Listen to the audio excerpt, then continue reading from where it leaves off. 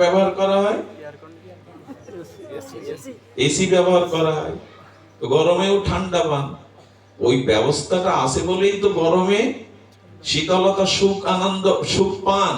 তো তেমনি ঘরে ভগবানকে সুখ দিয়ে ব্যবস্থা কি করেছেন যে ওই ঘরে সুখ থাকবে? বসো বাবা, বসো।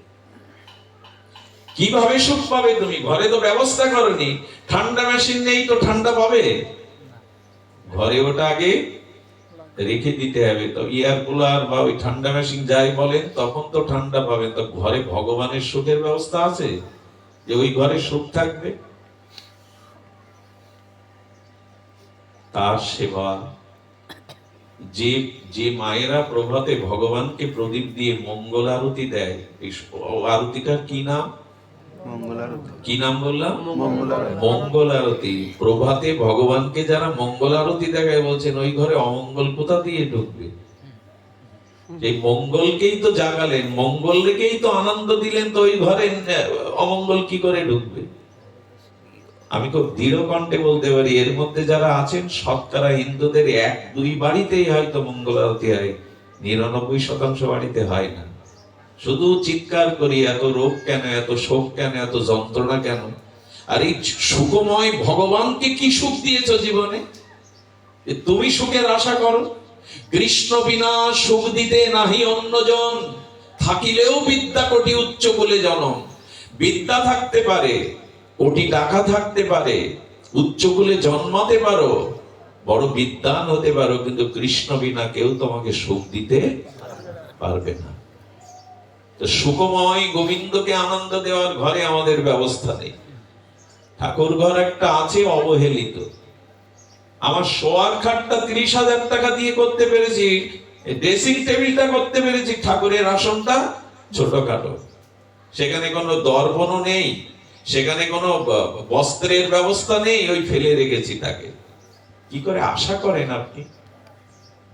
যদি বলেন তো যারা এইগুলি করে তাদেরও তো জরাব্যাধি দুঃখ ভোগ করতে হয়। এইবার মূল কথায় আসি।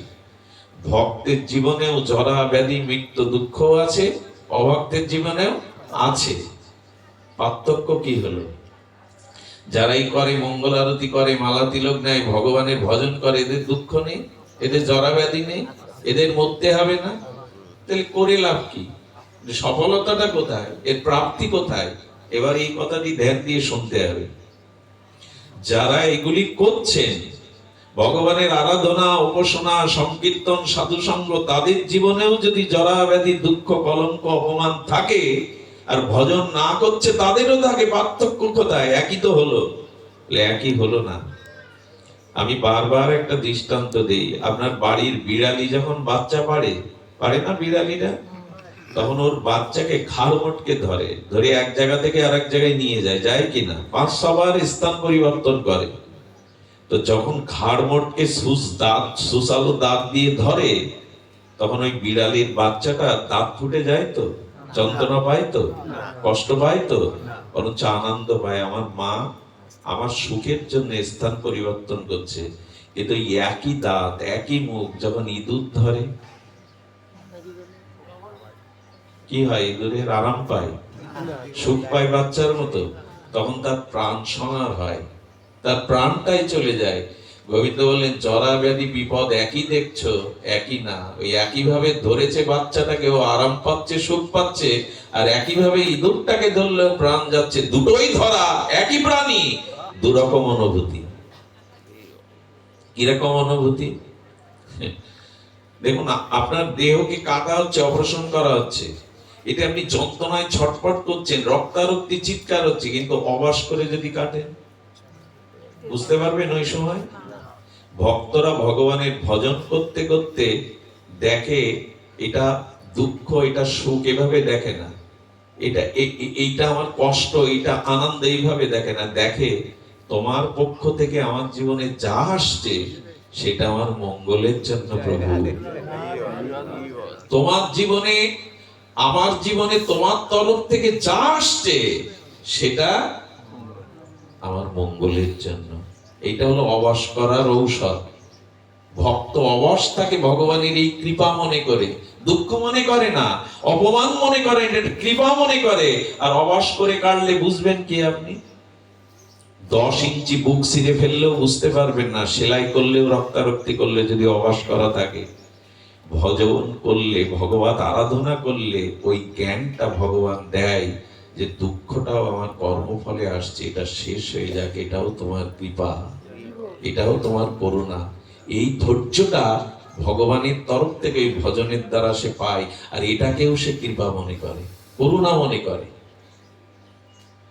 এই জন্য মৃত্যু আসবে না, জরাব্যাধি অপমান কষ্ট আসবে না এমন নয়, আসবে, কিন্তু অবশ করা রোগী যেমন বুঝতে পারে না, ভক্তেরও ওই দশা হয়, বিড়ালের ধরার মতো। এই জন্য সময়টা কাজে লাগান, সময়টা ভজনে লাগান, তাহলে দেখবেন দুঃখ আসলেও মনে হবে, দেখবেন ভক্ত শেষ হয়ে যায় না। ভক্ত দুঃখের মধ্যেও শক্তি সঞ্চয় করে, কষ্টের মধ্যেও জ্ঞান সঞ্চয় করে। সে মনে করে প্রভু, ফোড়া হলে যেমন মা ফোড়াটাকে গিলে দেওয়ার জন্য সন্তানকে কষ্ট একটু দেয়, কিন্তু উদ্দেশ্য থাকে আপাত কষ্ট পেলে ওর সুখ হবে, রাত্রে সুখে ঘুমাতে পারবে। সন্তান অবস্থায় বোঝে আমার মা কত নিষ্ঠুর, আমাকে এত যাতনা দিচ্ছে। সন্তান জানে না এটা যাতনার জন্য না, এটা ওর সুখের জন্যই মা ব্যথা দিয়ে ফোড়াটা গেলে দিচ্ছে। ভক্ত মনে করে ভগবান আমার প্রিয় পরম, আমার কল্যাণের জন্যই তিনি আমার জীবনে অপমান দুঃখ ব্যাধি দিয়েছে। বৃন্দাবনের প্রেমানন্দ বাবার কিডনি দুটোই নাই। উনি কি বলেন জানেন? রাধারানীর কত কৃপা আমার উপরে, আরে কিডনি বিকল না হলে আমি এভাবে রাধারানীর ভজন করতে পারতাম না। ভক্ত সুস্থ থাকলেও মনে করে ভগবানের কৃপা, অসুস্থ থাকলেও মনে করে অসুস্থ অবস্থায় মনটা তোমার দিকে বেশি গেছে, এটাও তোমার কৃপা। কি করবে ভক্তকে সুখ দুঃখ? অসুস্থ প্রেমানন্দ